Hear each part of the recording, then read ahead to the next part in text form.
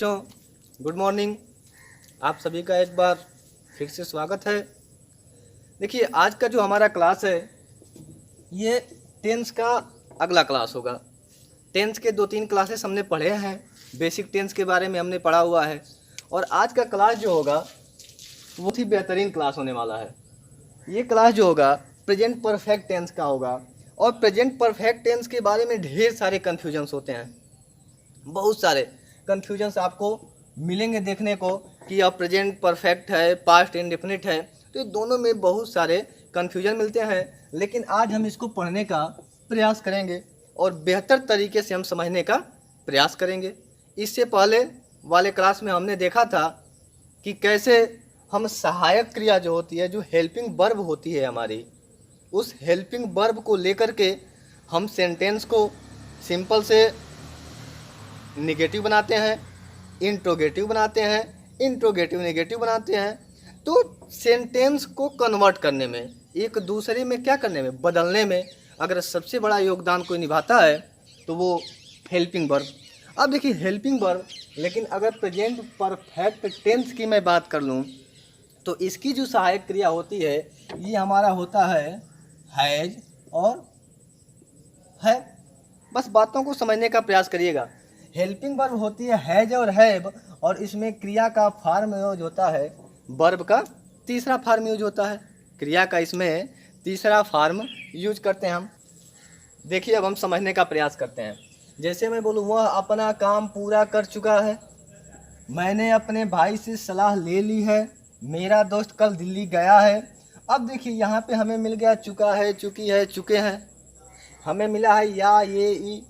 तो अब देखिए हमारा सेंस क्या बन रहा है, he has completed his work. तो यहाँ पे हैज़ के बाद V3 लग गया। I have consult my brother. अब देखिए, लेकिन यहाँ पे जैसे ही हम बात करते हैं कि मेरा दोस्त कल दिल्ली गया है, तो अब देखिए my friend has gone to Delhi study. क्या यह सेंटेंस सही है? नहीं, यह सेंटेंस क्या है हमारा, गलत है। अब आप बोलो सर या, ये, ई के बाद है, हूँ आया है। तो अब देखिए यहाँ पे देखिए my friend has gone to Delhi study. तो हमने पढ़ा क्या है, अब देखिए हमने पढ़ा है कि हमने ये भी पढ़ा है, एक बात यहीं पे अब थोड़ी सी कॉमन हो जाती है। अब देखिए जैसे मैं बोलूँ, हमने एक पढ़ा है टाइम एंड टेंस। हमने क्या पढ़ा है, टाइम एंड टेंस। तो अब देखिए जैसे ही इसमें किसी टाइम का बोध हो जाए, क्या दिख जाए, टाइम। जैसे मैं बोलूं कि मैं 2 मिनट पहले यहाँ आया हूँ, मैं 4 घंटे पहले वहाँ गया हूँ, तो मैं 8 घंटे 2 दिन पहले यहाँ पहुँच चुका हूँ। तो जैसे ही इसमें टाइम आ जाए, क्या आ जाए, अगर इसमें टाइम आ जाए और टाइम दिख जाए तो फिर यह क्या बन जाता है, पास्ट। क्या बन जाता है, पास्ट इन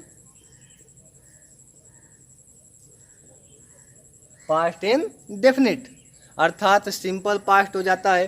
देखिए एक चीज़ आप समझने का प्रयास करिए कि यह दोनों सेंटेंसेस होते क्या हैं, पास्ट में ही होते हैं। मैं बोलूं कि मैंने खाना खा लिया है, तो अब खाना खा लिया है तो यह बात पास्ट की, पास्ट ये कार्य समाप्त हो चुका है कि नहीं, कार्य समाप्त हो चुका है। और जो कार्य बीत चुका होता है वही हमारा पास्ट होता है। तो अब हमने खाना खा लिया है तो खैर होता है दोनों पास्ट ही, लेकिन यह नियर पास्ट होता है, एकदम तुरंत कार्य हुआ होता है। पास्ट प्रेजेंट परफेक्ट टेंस को हम नियर पास्ट भी कहते हैं।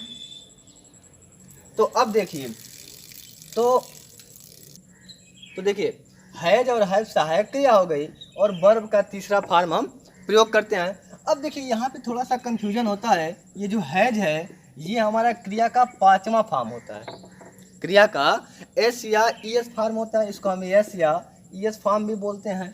और ये जो हैव होता है ये क्रिया का तीसरा फॉर्म होता है, सॉरी, क्रिया का पहला फॉर्म होता है।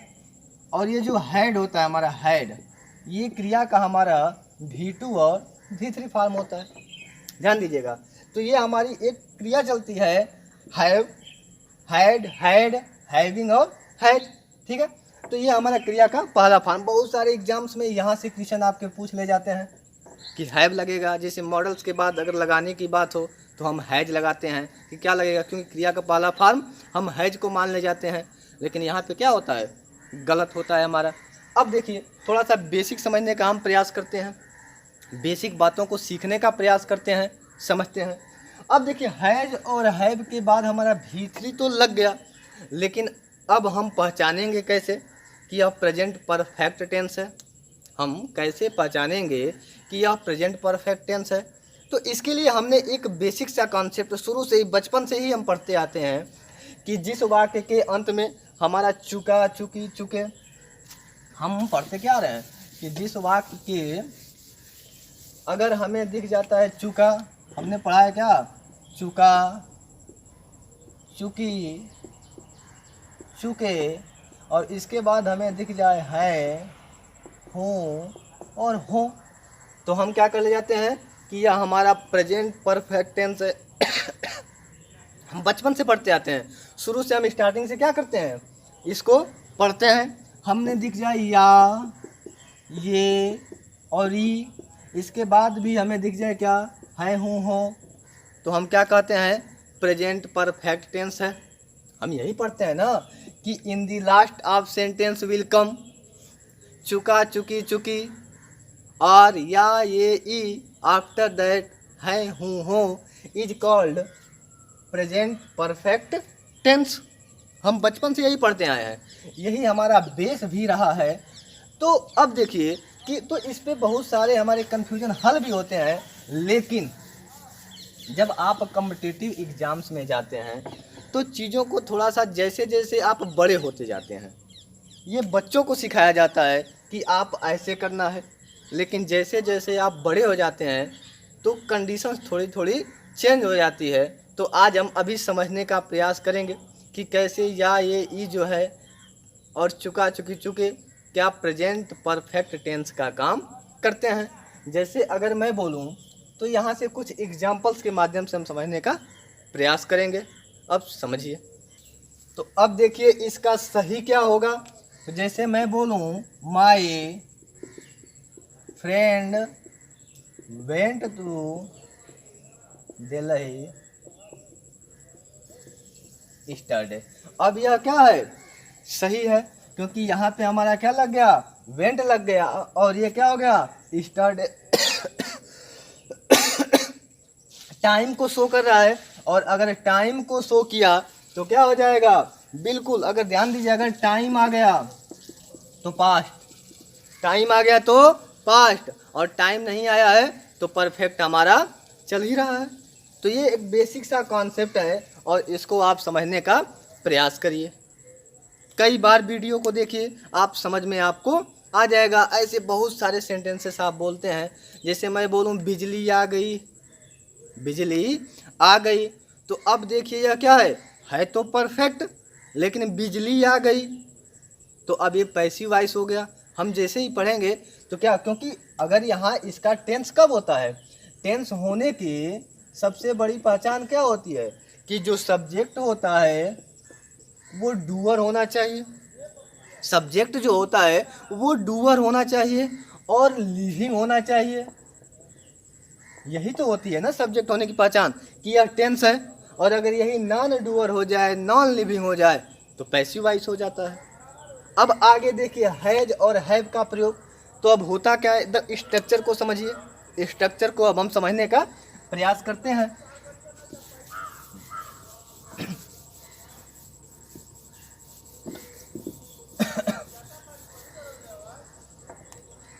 देखिए स्ट्रक्चर को समझते हैं। जैसे मैं बोलूँ सब्जेक्ट, फिर क्या हो जाएगा हमारा, हैज या have plus V3 plus other word, वही ऑब्जेक्ट कंप्लीमेंट कर लीजिएगा, ऑब्जेक्ट कंप्लीमेंट। भाई इसके बाद ये आप लगाओ ना, या अदर वर्ड कर लो, यही हो गया हमारा। ये हमारा देखिए सिंपल हो गया।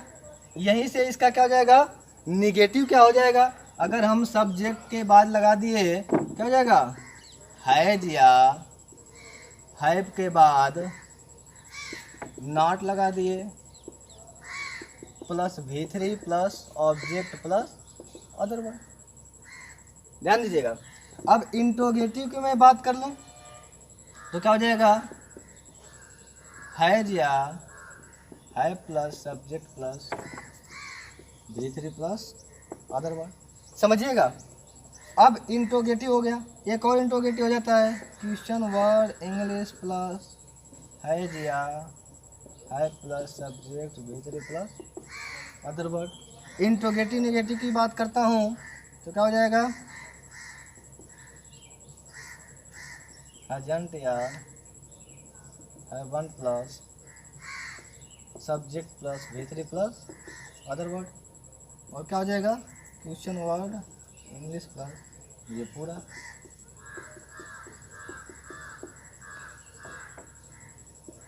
क्या हो जाएगा। अब देखिए ये हमारा क्या हो गया, सिंपल हो गया, ये हमारा निगेटिव हो गया, ये हमारा क्या हो गया, इंट्रोगेटिव, और ये क्या हो गया, इंट्रोगेटिव निगेटिव। तो यही सारे पैटर्न हमारे चलने हैं। हमने क्या किया था वही बताया था।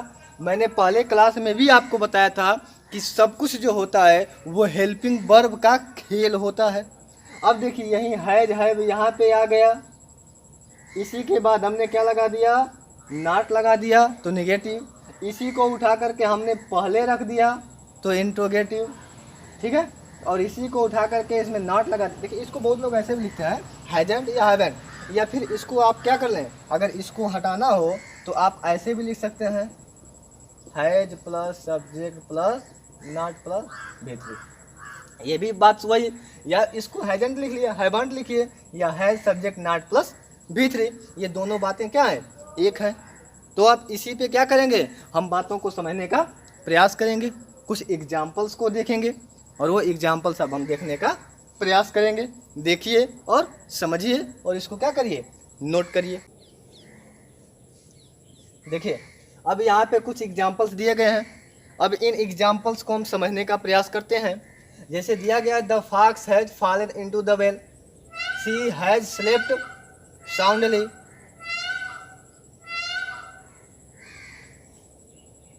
he had not sold his book, I have not given him my watch। तो ये देखिए यहाँ पे जो दिया गया है ये सारा क्या है, प्रेजेंट परफेक्ट टेंस का एग्जाम्पल है। अब देखिए यहाँ पे एक वाक्य आया है yet, he has not gone yet, मतलब क्या है, वह अभी नहीं गया है। तो ये जो एट का प्रयोग होता है यह 90% केसेस में वाक्य के अंत में होता है, इसका प्रयोग अभी के लिए किया जाता है। लेकिन